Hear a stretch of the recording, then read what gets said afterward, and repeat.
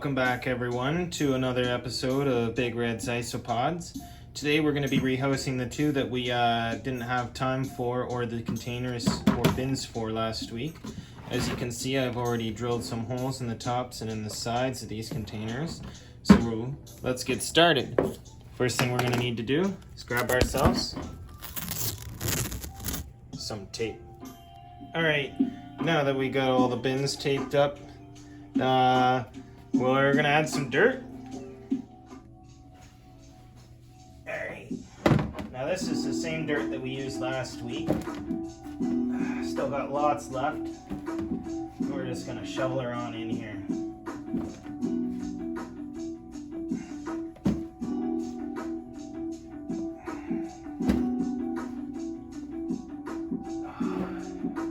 That's the good stuff right there. Nice, full of pieces of wood, sphagnum moss, leaf litter. Yeah, that's a good substrate. That's what you want it to look like. More natural than anything, right? You don't want it to look like something manufactured. You want it to look like they would see in the wild. That way they feel safe and more likely to produce offspring for you. Alright, that's pretty good. One bin there. We'll load up the other one here.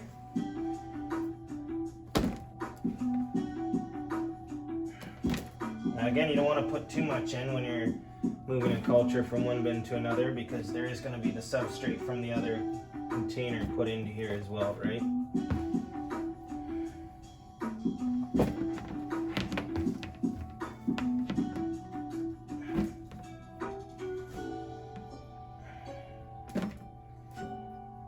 Oh yeah, lots of good stuff in here. Lots of good soil. Maybe one more scoop back in the corner here. Yeah, that's good. There we go. Now let's get our isopods. Now this first species I'm going to swap over is my Cubaris marina, or my little sea isopod culture. Now, unfortunately, there's been a lot of moss growth in here, so I don't really want to transfer over anything that's going to have moss on it. So I do want to transfer over the isopods, so I'm going to carefully move them over. There's a lot in here. I'm going to show you some of them, but I'm not going to be able to show you all of them due to the fact that there's just so many. I knew these guys were going to breed like crazy, but I just didn't expect them to breed this crazy. Like, oh my goodness, they're everywhere. These aren't a very fancy isopod by any means. They do have a little bit of coloration on their bum. I'll try to find one here to show you. Preferably a larger one. Yeah, let's knock this sphagnum moss off here. And we'll take a look at these ones here. If you can stop running around for a little bit, you can kind of see the stripes on their bum there, two little orange lines. And they're going to want to try to run away from the light that I got on them. Some more babies.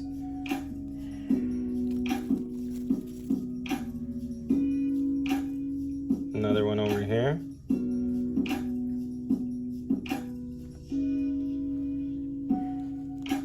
Now all this sphagnum moss in here is just full of it, so I don't want to transfer over that mold, so I'm going to carefully pick through here.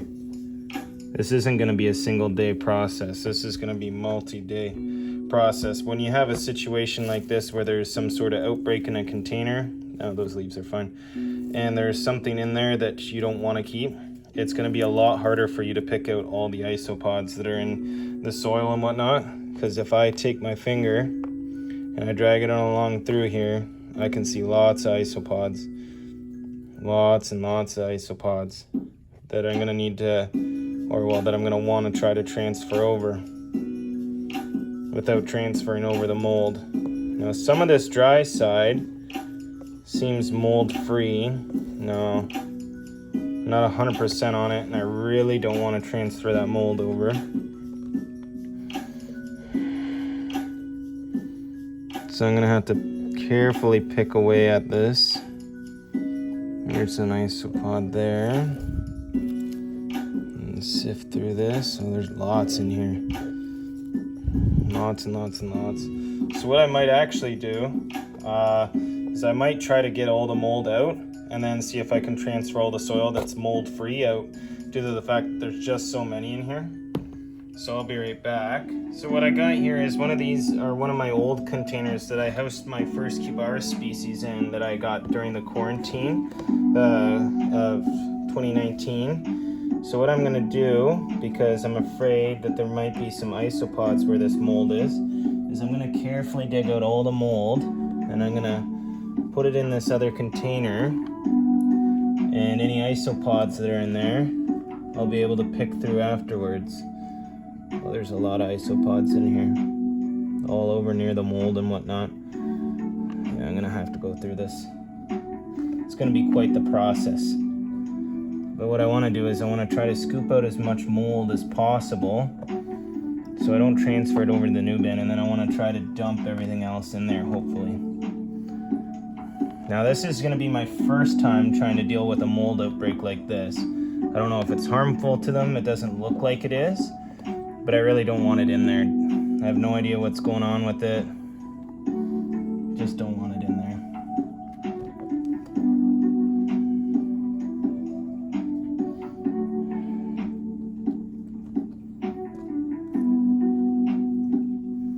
there. As you can see, there's so many isopods running around in here.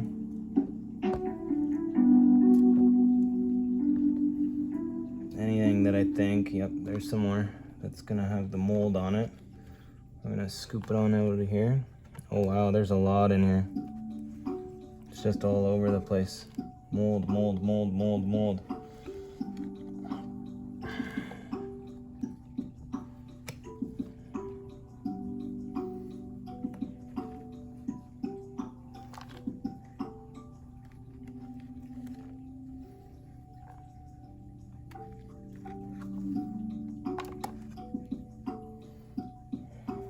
Let's check over here.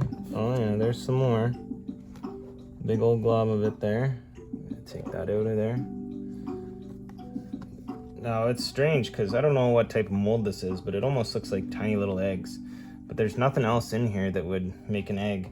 And I've never known, nor would I ever believe that isopods would be causing that.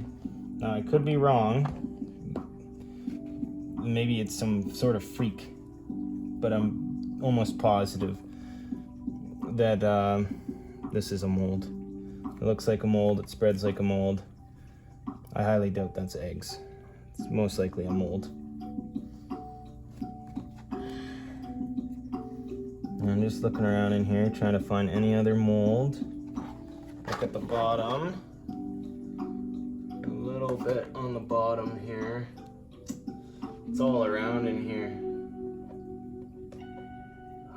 Goodness, goodness, goodness, goodness. Gracious. Oh yeah, it's all over the place. I'm not gonna be able to transfer this soil over without getting any mold in there.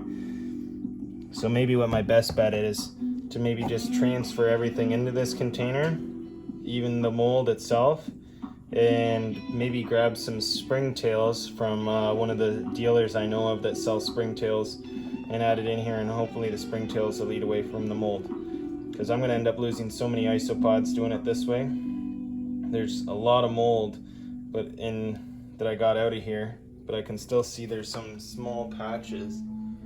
I'm afraid it's going to come back, and I'm not going to be able to get to those two patches because they're at the very bottom. I can try, but it's going to be hard to get them without transferring it over.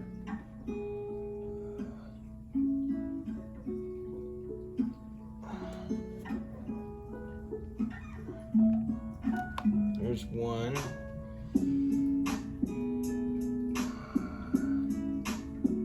The other one is over here.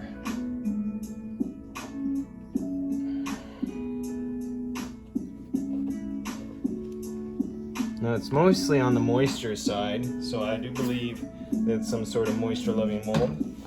But that's the most I can get out, which is, as you can see, almost half the container. And the rest of this, I'm gonna move the pieces of wood out of the way real quick here. Now I will be adding more bark to this, just not yet. What I'm gonna do is I'm gonna just, oh, yeah, see, look, there's so much mold. Where did all this mold come from? Yeah, I'm gonna have to get some springtails. It's the only way to stop this from happening. And I can't take out all those isopods. If it was a larger species or like a Spanish species, it'd be more likely for me to be able to do something like that. But unfortunately, Cubaris marina is one of the smallest Cubaris species I've ever seen. Oh my goodness, look at all the isopods in there. So very small. There's no way, like the babies of these can fit in a water droplet. That's how small they are. The ones that you're seeing there running around, they're not even the smallest ones. Take a good look there. Look at how small they can get. There. Like, the more you look, the smaller they get. They're just adorably small. There's some smaller ones yet over here. Just dozens of them. But yeah, I don't know. I did my best of what I could. I'm gonna pick through the rest. But yeah, we'll take a look at my other culture and transfer it over. Now I know this species here is gonna be a way easier transfer than that last one. So this is my Porcellio dilatus giant canyon. Yeah, I think that's how you pronounce it, dilatus. I'm not too sure. It's one of the few that I don't know about. Now these guys, there is dozens in here. Probably close to, oh my goodness, I don't know, maybe 100. Maybe there's close to 100 in here. Definitely needed a transfer over. Oh, here, turn it around. So dry side, wet side, wet side, just like last week. Now there's no mold in this one, so I'm just gonna transfer everything over. Again, this is all my own mix, so I know that everything in here is good, healthy stuff for these guys. What I am gonna do though is move the bark over to one side as I transfer this. Now these guys will bury, or dig or bury themselves underneath the dirt, so I'm gonna carefully transfer all this over, because it's going to be impossible to find every single one of these. Even though they start out quite large, most of the Mankai are very small. So many isopods in here. Oopsies. But as you can see, there is no shortage of action going on here. A lot of them are buried in that sand right now, which is where they probably want to be.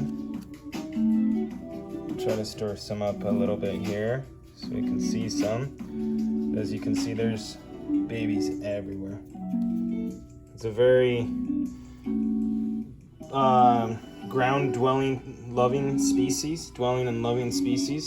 These guys are known as a burrower isopod. Not that that's an actual name, but they have super strong legs, love to burrow. And they're gonna just make a mess of this container. I know they are. They're gonna get in this soil, they're gonna dig around, they're gonna root stuff up. I'm gonna add some moss to this side, and we'll take a look in a couple weeks, and I guarantee you the moss is gonna be spread all over, because that's what they did with their other container, the smaller container they were in. But they bred like crazy, and I've been told that these are a great species for bioactive setup, and that's why I got them, because they breed quick. They'll eat almost anything, and they hide under the soil so that your reptiles or amphibians or whatever you got doesn't eat them. See, look, there's a baby digging out right there. And I told you there's a whole bunch in here, hundreds probably. They're gonna go nuts underneath the soil though, and we'll let them do that. Just gonna quickly grab some sphagnum moss here. Last little bit I got. We're gonna, well, I got more, but this is the last little bit that I got wet here, or moistened up. So we're gonna add that in here, and I'll spray them down and give them some food, and we'll see how they react.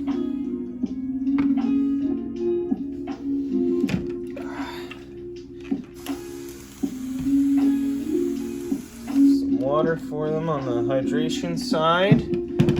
Don't have any leaves for them at the moment. They're soaking. Or maybe I'll show you guys that too after I feed them some of this. So I'm gonna feed them some, just a little bit, because they just moved into a new container. There's gonna be lots for them to eat in the soil and whatnot. So we're gonna give them a little bit of that. And I'll show you how I clean my leaves. Yep, this is how I do it. So I soak my leaves in the sink in some really hot water, and then I let it sit for a while, and I drain it out. And these are still wet, but they'll be fine for the guys we have there. And we're gonna take these leaves, now that they've been boiled almost, to get rid of any harmful insects or bacterias or whatnot. And we're gonna add them into our containers so that they can eat. Yeah. I'll grab another handful for the Marina, the Cubaris Marina, which is actually the only species of Cubaris, as I've already told you, to live or be native to the United States. We'll just add this in there. Hopefully they'll be happy and good to go. All right, well, thanks for joining me again this week on Big Red's Isopods. I hope you enjoyed the video, and I hope you guys have a great week. Like, comment, and subscribe, and we'll see you again next week. Thanks. Bye.